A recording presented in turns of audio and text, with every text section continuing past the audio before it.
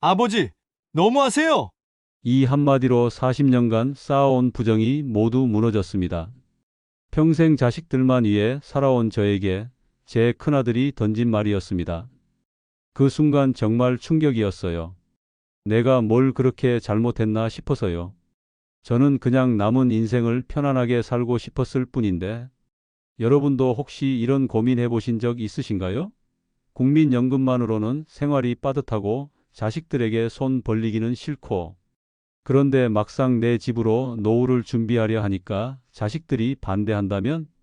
이 영상을 끝까지 보시면 가족과의 갈등 없이 현명한 노후 준비를 하는 방법을 얻으실 수 있습니다.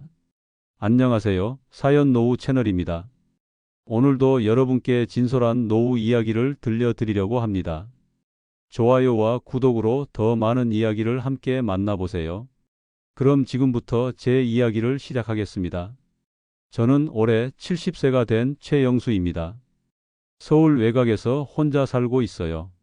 아내는 3년 전에 하늘나라로 떠났고 자식은 셋이 있습니다. 큰아들 성민이는 45세로 건축 관련 일을 하고 있고, 둘째 현민이는 42세로 학원을 운영하고 있어요. 막내딸 은지는 38세로 회사에 다니고 있습니다. 평생 자식들 뒷바라지하느라 모은 재산이라고는 이 집 한 채뿐이에요. 시세로 3억 정도 되는 아파트입니다. 지금 생각해보면 그 모든 일이 석 달 전 그날부터 시작됐어요. 새벽 5시 30분에 잠에서 깼습니다.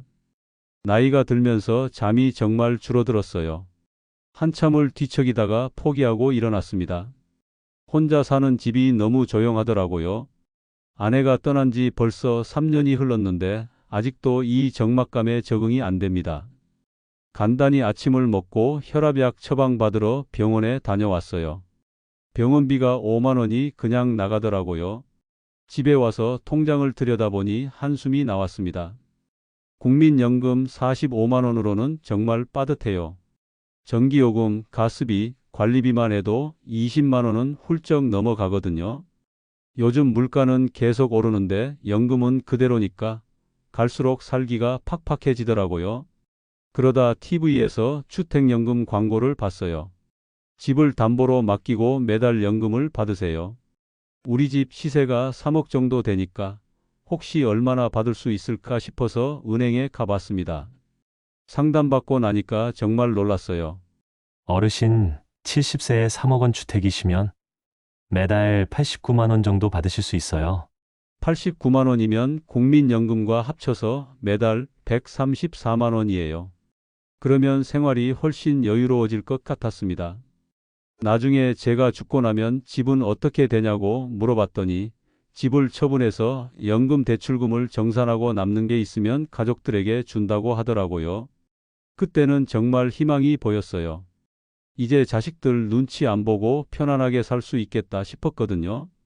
그런데 자식들한테 미리 말하면 괜한 걱정을 시킬 것 같았어요.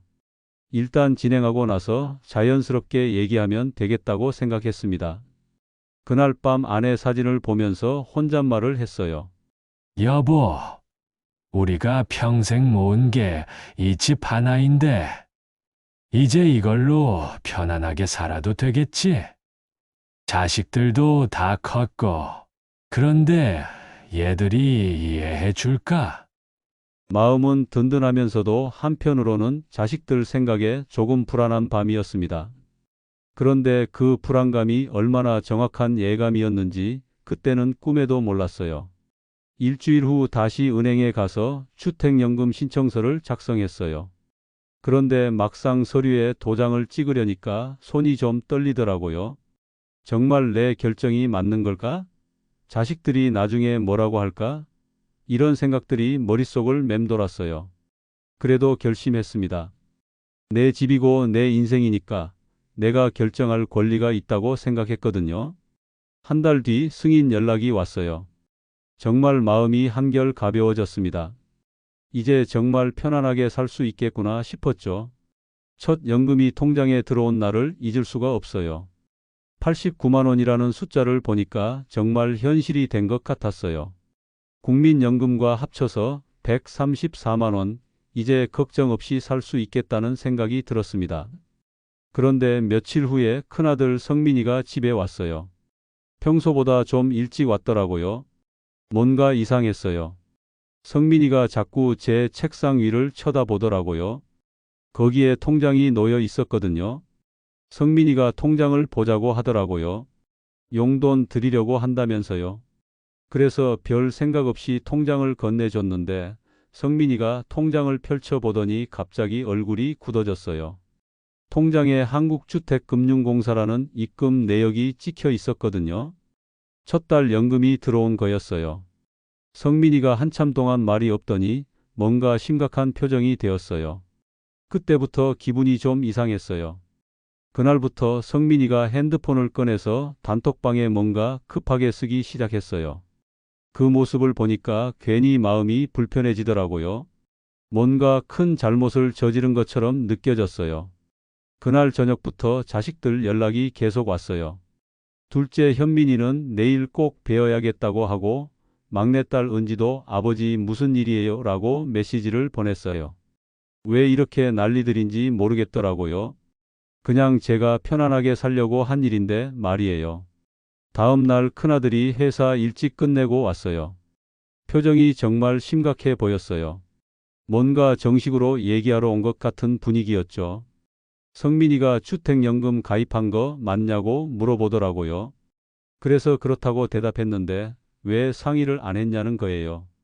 내 집인데 왜 상의를 해야 하냐고 반문했더니 이런 중요한 일은 가족들이 미리 알고 있어야 하는 거 아니냐고 하더라고요. 그때부터 뭔가 석연치 않은 대화가 시작됐어요. 왜 자꾸 상의를 했어야 한다고 하는 건지 이해가 안 됐거든요. 며칠 후에 자식들이 셋 다 모이자고 하더라고요. 뭔가 정식으로 얘기하자는 분위기였어요. 그때부터 정말 불안한 마음이 들기 시작했습니다. 일주일 후 토요일 오후였어요. 자식들이 다 모이자고 하더라고요. 큰아들 성민이가 먼저 왔고 둘째 현민이는 며느리까지 데리고 왔어요. 막내딸 은지도 오후에 도착했고요. 거실에 다 앉아 있으니까 분위기가 무거워졌어요. 뭔가 가족회의 같은 느낌이었죠. 성민이가 조심스럽게 말을 꺼냈어요. 주택연금 건으로 얘기 좀 해야겠다고요. 솔직히 자식들한테는 좀 충격이었다고 하더라고요. 갑자기 주택연금에 가입하셨다니 말이에요. 그때 둘째 며느리가 조심스럽게 말을 꺼냈어요. 말씀드리기 좀 그렇지만 솔직히 이 집에 대한 기대는 좀 있었다고요. 순간 귀를 의심했어요. 큰아들도 고개를 끄덕이면서 말했어요. 솔직하게 말씀드리자면 상속에 대한 기대 안 했다면 거짓말이라고요. 그런데 갑자기 이렇게 주택연금 가입하시면 자기들도 좀 곤란해진다고요. 막내딸 은지도 말했어요. 오빠들 말이 맞다고 자기들도 나름대로 계획이 있었는데 말이에요. 아버지, 정말 솔직히 말씀드리면 저희도 이 집으로 미래 계획을 세웠거든요. 아버지가 오래 사시면 사실 저희가 받을 건 거의 없어져요. 그 순간 머릿속이 하얘졌어요. 한참 동안 말이 안 나왔어요. 내가 벌써 죽은 사람이냐고 물어봤어요. 살아있는 아버지 집을 왜 자기들끼리 벌써 계산하고 있냐고요. 성민이가 당황한 듯 말했어요. 그런 뜻으로 말한 게 아니라고요. 그럼 무슨 뜻이냐고 했더니 현민이 며느리가 또 말하더라고요. 아버지가 주택연금을 20년, 30년 받으시면 나중에 상속세까지 생각하면 정말 남는 게 없을 수도 있다고요. 상속세는 지금 집값으로 매기는데 받으시는 연금은 3년 전 금액이니까 손해라는 거예요. 그때 정말 어이가 없었어요. 내 죽음까지 계산하고 있었다는 거 아닙니까? 분위기가 정말 나빠졌어요. 막내딸이 말했어요. 아버지 너무 그렇게 말씀하지 마시라고. 자기들이 아버지를 그런 눈으로 본 적 없다고요. 그럼 지금 뭐 하는 거냐고 물어봤어요. 자기들한테 당연히 유산으로 갈 거라고 생각했을 때는 겨우 명절에나 얼굴 보이더니 연금 받는다니까 이렇게 벌떼처럼 몰려와서 회의를 하냐고요. 그날 대화는 거기서 끝났어요. 자식들이 더 이상 할 말이 없는 것 같더라고요. 그날 밤 정말 잠을 잘 수가 없었어요. 이 집에서 같이 웃던 애들 얼굴이 떠오르는데 지금은 그 애들이 내 죽음을 계산하고 있다는 생각만 들더군요. 그날 이후로 자식들이 확실히 달라졌어요. 일주일 후에 성민이가 집에 왔는데 예전 같으면 들어오자마자 아버지 밥 드셨어요 하면서 반갑게 인사했거든요. 그런데 그날은 달랐어요. 아버지 안녕하세요? 뭔가 어색한 인사였어요. 마치 남의 집에 온 것처럼 격식을 차리더라고요. 그리고는 주택연금 얘기를 다시 꺼내더라고요. 그거는 자기들이 다시 확인해보고 연락드리겠다고요. 말투가 완전히 달라졌어요. 예전에는 친근하게 물어봤는데 이제는 업무 보고하는 것 같더라고요. 그런데 정말 충격을 받은 건 며칠 후였어요. 갑자기 어지러워서 쓰러질 뻔했거든요. 혈압이 갑자기 올라간 것 같았어요. 혼자서는 위험할 것 같아서 성민이한테 전화를 걸었어요. 아버지가 좀 어지러워서 병원에 가려고 하는데 혼자 가기가 좀 불안해서 연락했다고 했어요. 그런데 성민이가 지금 회사에서 중요한 회의 중이라고 응급실 가야 하는 거냐고 묻더라고요. 그 정도는 아니라고 했더니 둘째한테 연락해보라고 하더군요. 둘째한테 연락한다고 뭐가 다를까 싶어서 그냥 혼자 택시 타고 병원에 갔습니다. 다행히 큰 병은 아니었지만 그날 정말 서운했어요. 예전 같으면 누가 먼저랄 것도 없이 바로 달려왔을 텐데 말이에요. 병원에서 돌아와서 1시간쯤 지났을 때 막내딸한테서 전화가 왔어요. 오빠한테 들었는데 병원 다녀오셨다면서 괜찮으냐고 물어보더라고요. 별거 아니라고 했더니 다행이라면서 지금 회사에서 중요한 미팅 중이니 나중에 다시 전화 드리겠다고 하고는 바로 전화를 끊어버렸어요. 그날 밤 혼자 앉아서 생각했어요. 내가 주택연금 하기 전에 아팠을 때는 어땠는지 말이에요. 감기만 걸려도 약이며 죽이며 지극정성이었죠. 막내딸은 매일 안부 전화를 했고요. 그런데 이제는 택시 타세요. 약 잘 드세요. 나중에 전화 드릴게요 라고 하니 정말 돈이 무섭구나 하는 생각이 들더군요. 그날 저녁에 성민이가 잠깐 들렀어요. 많이 아프셨냐고 물어보더라고요. 별거 아니라고 했더니 그럼 됐다면서 주택연금은 정말 다시 한번 생각해 보셔야 할 것 같다고 하더라고요. 또 주택연금 얘기더라고요.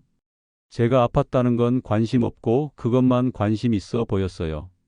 그날부터 확실히 느꼈어요. 이제 정말로 나는 가족이 아니구나. 그냥 주택연금 때문에 골치 아픈 늙은이일 뿐이구나라고 말이죠. 자식들에게는 제가 아픈 것보다 집이 더 중요한 거였어요. 그렇게 자식들과 멀어지고 나니까 정말 외로워졌어요. 밤에 잠이 안 와서 자꾸 일어나게 되더라고요. 새벽 2시, 3시 혼자 거실에 나와 앉아있는 시간이 많아졌어요. 어느 날 밤 배가 고파서 냉장고를 열었어요. 며칠 전에 끓여놓은 김치찌개가 있더라고요. 그런데 막상 꺼내놓고는 먹을 기분이 안 났어요. 그냥 식탁에 앉아서 멍하니 숟가락만 들었다 놓았다 했어요. 다 해줬다고 생각했는데 정작 내가 늙어서 제일 서운한 말을 듣네라는 혼잣말이 나오더라고요. TV도 안 켰어요. 그냥 조용한 집에서 혼자 앉아 있으니 온갖 생각이 다 들더라고요. 성민이가 어릴 때 생각도 나고 그때는 제가 야근하고 들어와도 아빠 왔다 하면서 달려와서 안기곤 했는데요. 현민이도 고등학교 때 성적이 안 나와서 속상해할 때 제가 괜찮다, 아버지가 믿는다 하면서 등을 쓰다듬어 줬던 기억도 나고요. 막내딸 은지는 유학 가기 전에 아버지 걱정하지 마세요. 열심히 공부해서 좋은 사람 되어 돌아올게요 하던 모습도 떠오르고요. 그런데 지금은 뭐가 됐나요? 내가 살아있는 게 불편한 건가? 정말 그런 생각이 들더라고요. 내 집인데 왜 이렇게 눈치가 보이지? 자식들이 올 때마다 주택연금 얘기만 하니까 저도 모르게 움츠러들게 되더라고요. 내가 뭔가 잘못한 것처럼 느껴지고요. 어느 날 밤에는 아내 사진을 보면서 한참 앉아 있었어요. 여보, 내가 잘못한 건가? 우리 집으로 좀 편안하게 살아보겠다는 게 그렇게 나쁜 일인가? 아내가 살아있을 때는 이런 외로움을 몰랐어요. 둘이서 티격태격하면서도 서로 의지하고 살았거든요. 당신이 있었으면 자식들이 이렇게까지 했을까? 그런 생각도 들었어요. 한밤중에 화장실 가려고 일어났는데 복도에 걸린 가족 사진이 보이더라고요. 자식들 어릴 때 다 같이 찍은 사진이에요. 그때는 정말 행복했는데 지금은 그 사진 속 아이들이 저를 배신자라고 보고 있는 것 같았어요. 밤마다 이런 생각들이 꼬리에 꼬리를 물고 이어지더라고요. 내가 뭘 그렇게 잘못했나? 평생 자식들 위해서 살았는데. 성민이 집 사줄 때 전세금 1억, 그때 저희 집 담보대출까지 받아서 마련해 줬어요. 제가 몇 년을 고생했는지 몰라요. 현민이 사업 시작할 때도 마찬가지예요. 5천만 원이 적은 돈이었나요? 저희가 노후 자금으로 모아놓은 돈이었는데 다 털어서 줬거든요. 막내딸 유학비는 더 말할 것도 없고요. 2년 동안 생활비까지 대줬으니까 얼마나 들어갔겠어요. 그런데 이제 노후 좀 편안하게 살겠다고 하니까 배신자 취급을 하는 것 같아 정말 억울했어요. 그럼 아버지는 언제 편안하게 사셨어요? 평생 우리만 위해 사셨는데 이제 좀 쉬시면 안 되나요? 이런 말을 해주는 자식이 하나라도 있었으면 좋았을 텐데요. 그런데 제일 서운한 건 자식들이 저를 걱정해 주지 않는다는 거예요.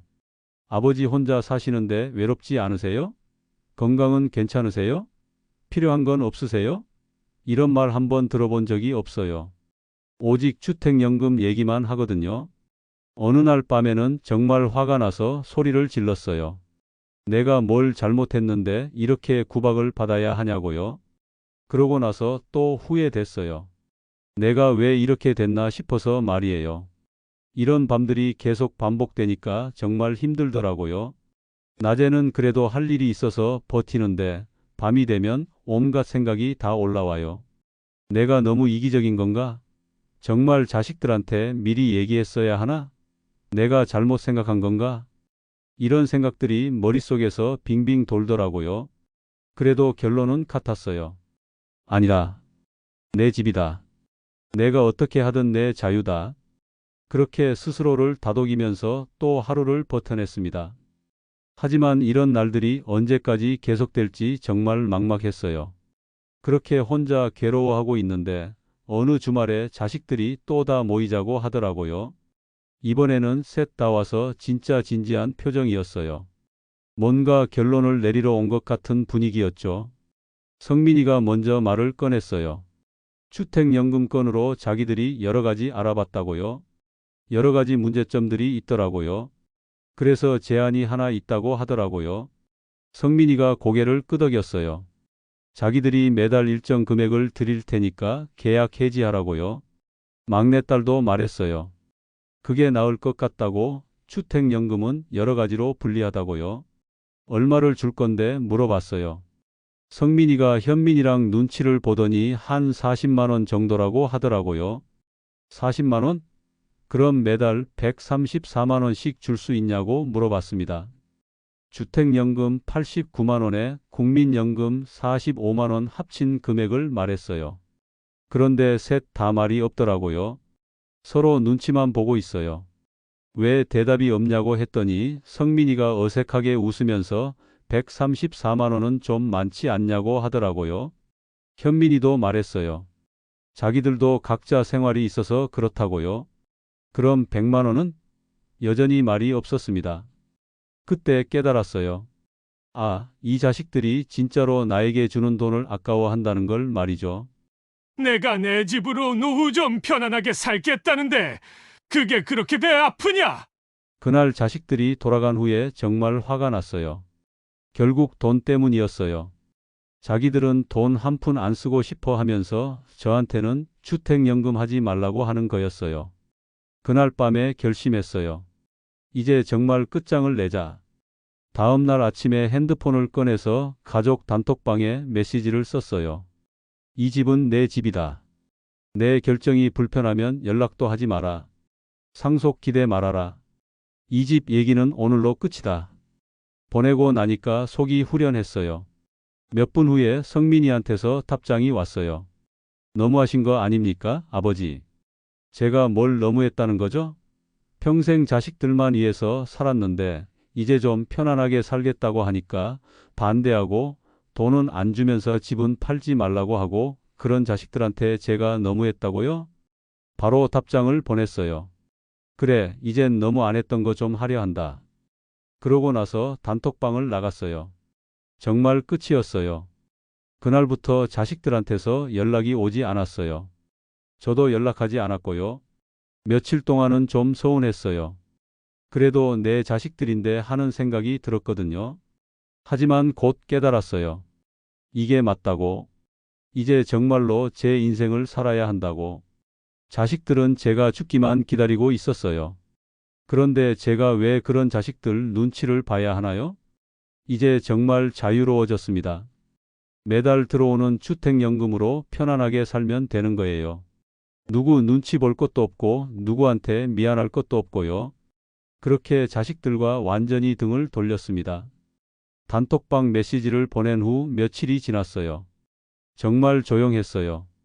자식들한테서 연락이 전혀 오지 않더라고요.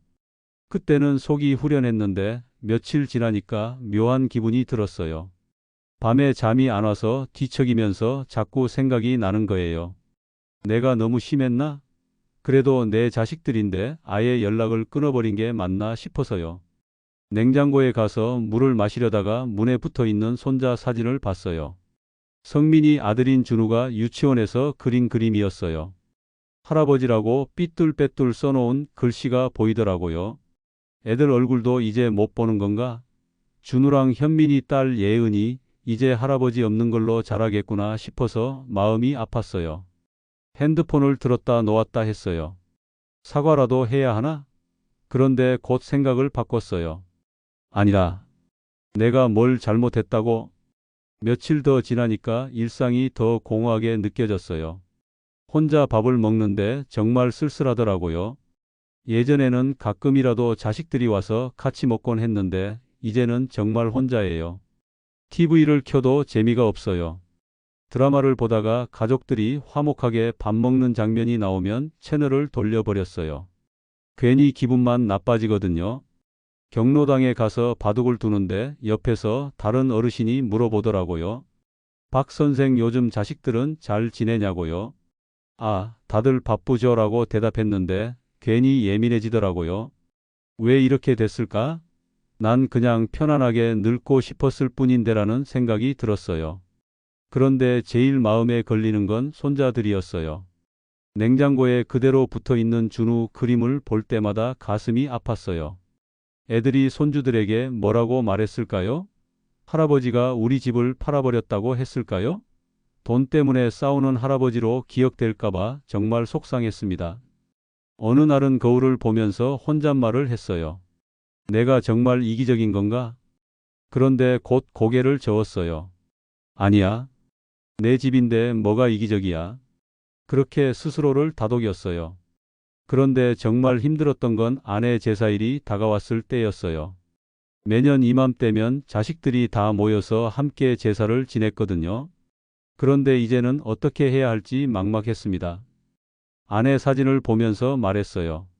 여보, 내가 잘한 건가? 당신이라면 뭐라고 했을까? 아내가 살아 있었다면 뭐라고 했을까요? 자식들이랑 싸우지 말고 그냥 넘어가라고 했을까요? 아니면 당신이 맞아. 당신 집인데 당신이 어떻게 하든 당신 자유야라고 했을까요? 자식들한테 연락을 해서 제사 얘기라도 해야 하나 고민했어요. 핸드폰을 들고 성민이 번호를 눌러볼까 하다가 그만뒀어요. 아니라. 이번엔 내가 굽히지 않는다. 제사는 제가 혼자 지내면 되는 거예요. 굳이 자식들 불러서 또 불편한 분위기 만들 필요 없잖아요. 그날 밤에 결심했어요. 정말 이제 끝이다. 나는 나대로 살겠다. 그런데 마음 한편으로는 계속 아쉬움이 남더라고요. 특히 손자들 생각이 자꾸 났어요.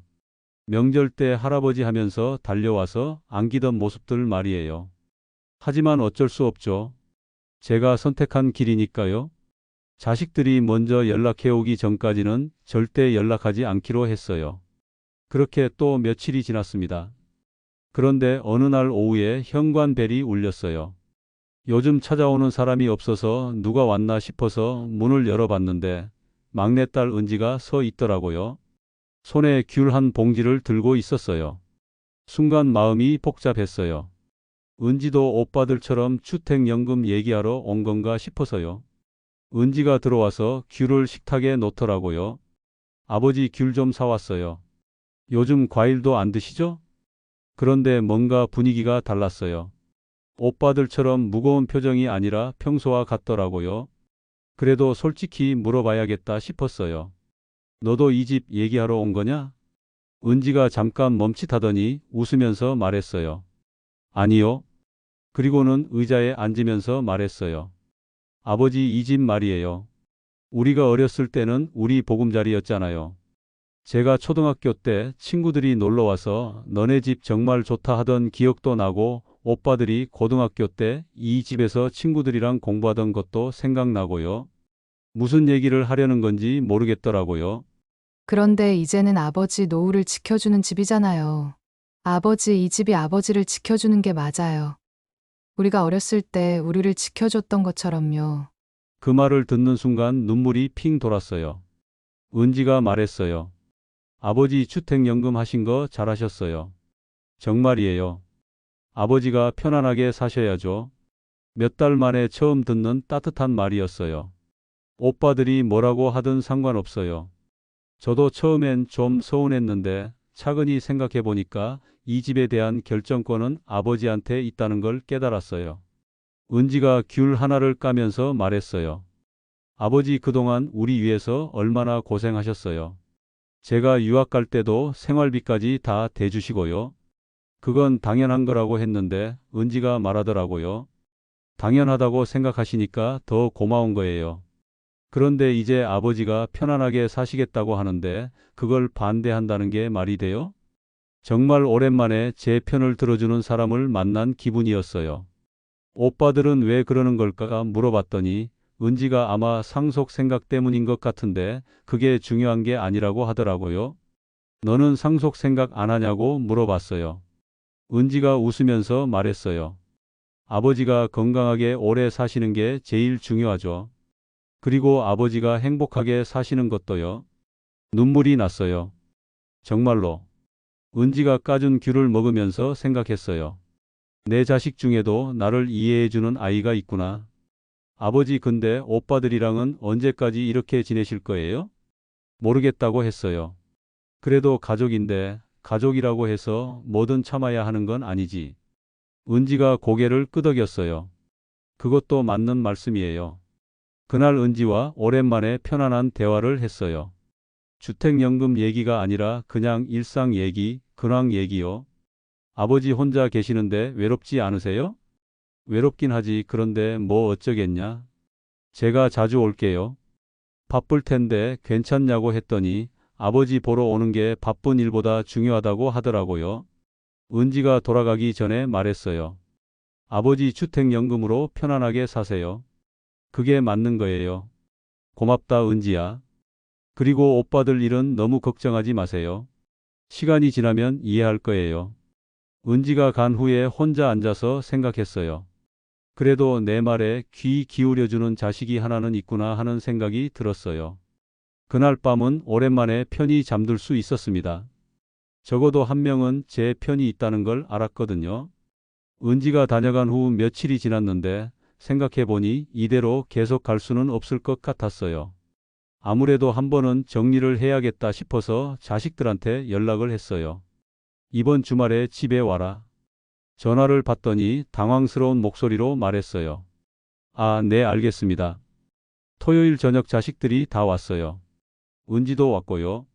오랜만에 온 가족이 모인 식탁이었는데 분위기가 무겁더라고요.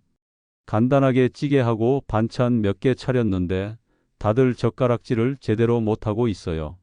한참 조용히 먹다가 제가 말을 꺼냈어요. 오늘이 마지막이다. 성민이가 고개를 들었어요. 마지막이요? 마지막 가족 식사다. 아버지 무슨 말씀이세요? 이제 정말 끝내자. 현민이가 급하게 말했어요. 아버지 저희가 잘못 생각했어요. 그런데 꼭 주택연금을 하셔야 하나요? 이제 와서 그런 소리를 하냐? 성민이도 말했어요. 아버지 저희가 너무 이기적이었어요. 하지만 다른 방법은 정말 없을까요? 다른 방법? 정말 웃겼어요. 아직도 주택연금을 못하게 하려고 하는 거였어요. 내가 너희 키우느라 집 잃었으면 너흰 지금쯤 불쌍한 아버지라고 말했겠지? 근데 이 집이 내 노후를 지켜주니까 그게 왜 이기적인 아버지가 되냐? 현민이가 변명했어요. 아버지 저희도 막막했어요. 요즘 집값도 오르고 아이들 교육비도 많이 들고요. 그게 내 탓이냐? 그게 아니라 이 집이 있으면 저희도 좀 든든하잖아요. 정말 어이가 없었어요. 든든하다고? 내가 죽기만 기다리고 있었다는 얘기 아니냐? 성민이가 당황해서 말했어요. 아버지 그런 뜻이 아니라요. 그럼 무슨 뜻이었냐? 제정신이냐고 물어본 게 무슨 뜻이었냐? 할 말이 없는 것 같더라고요. 평생 너희만 위해서 살았다. 성민이 집 사줄 때 전세금 1억, 현민이 사업할 때 5천만 원, 은지 유학비까지 합치면 2억이 넘게 들어갔어. 자식들이 고개를 숙였어요. 그때는 당연하다고 생각했다. 부모가 자식 위해서 하는 게 당연한 거 아니냐? 현민이 며느리가 말했어요. 아버님 그러니까 저희도 감사하게 생각하고 있어요. 감사? 그럼 내가 편안하게 살겠다고 할 때 왜 반대했어? 그때는 저희도 당황해서요. 당황? 내가 내 집으로 노후를 편안하게 보내겠다는데 뭐가 당황스러워? 자식들이 서로 눈치를 봤어요. 현민이가 목소리를 높였어요.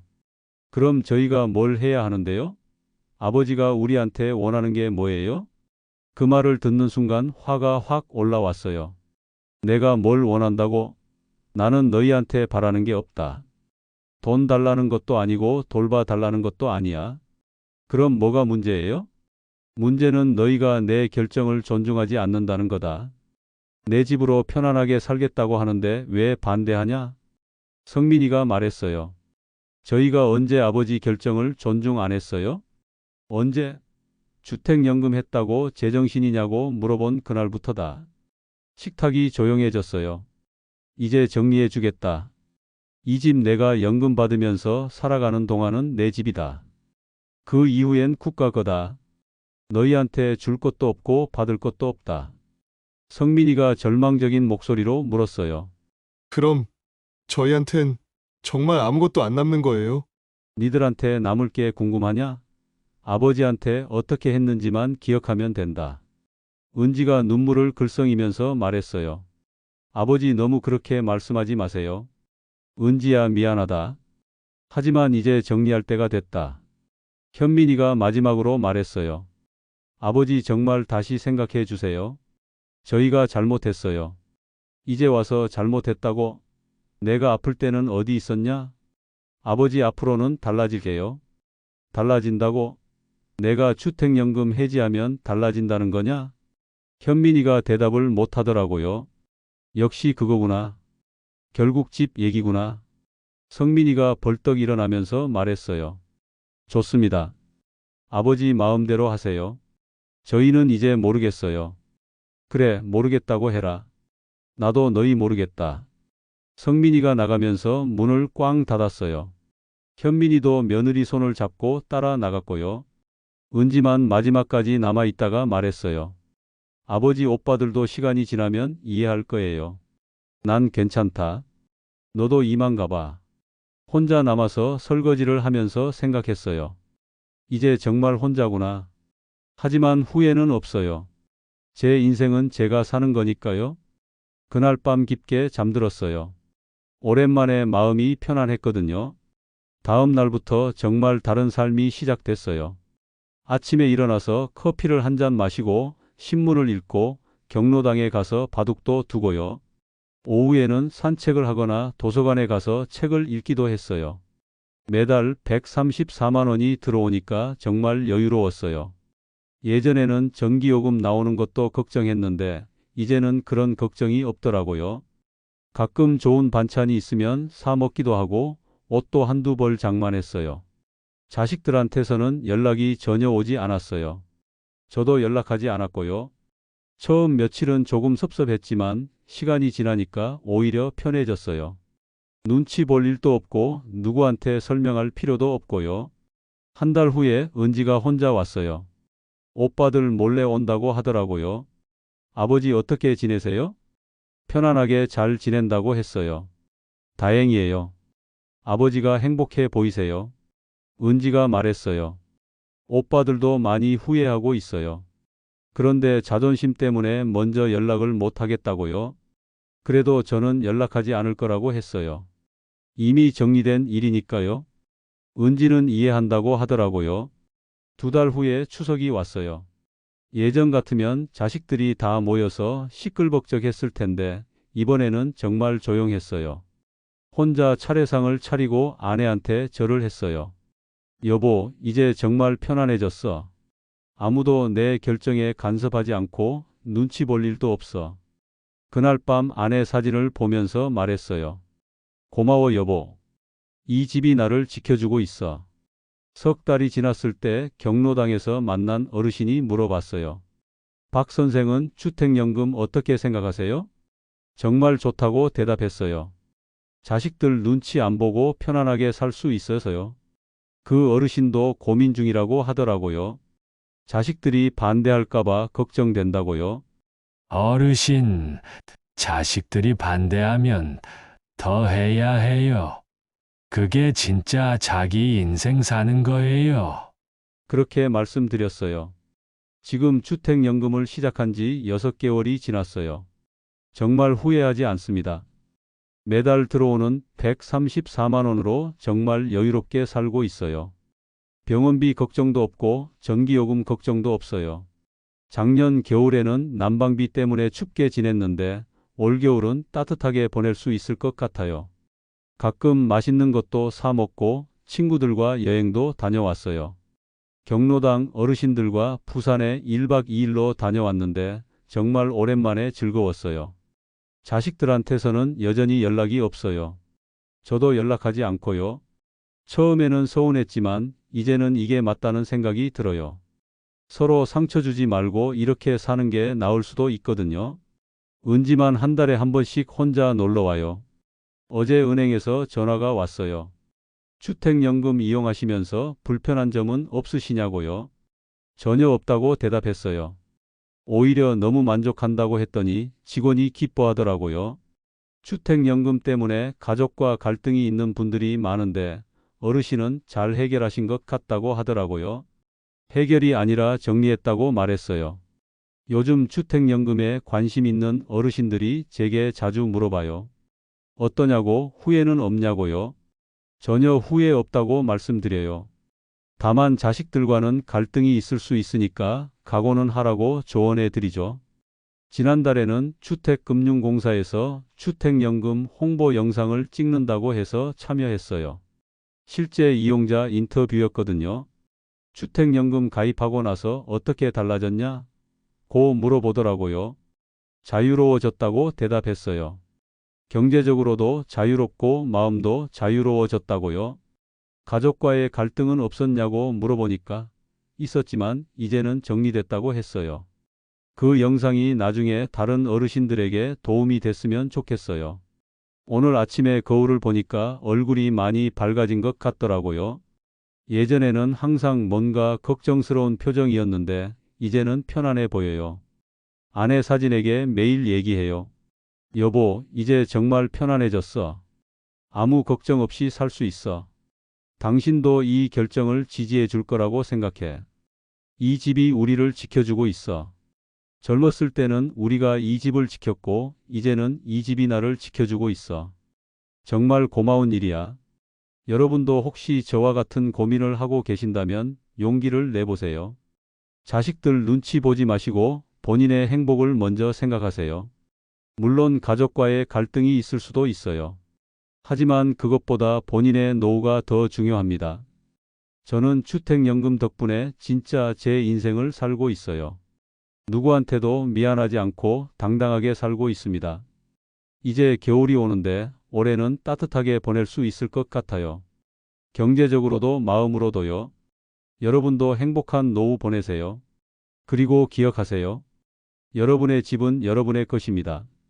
앞으로도 여러분의 노후가 건강하고 행복하시길 바라며 오늘 이야기는 여기서 마치겠습니다. 구독과 좋아요 부탁드리고 다음에도 좋은 이야기로 찾아뵙겠습니다. 감사합니다.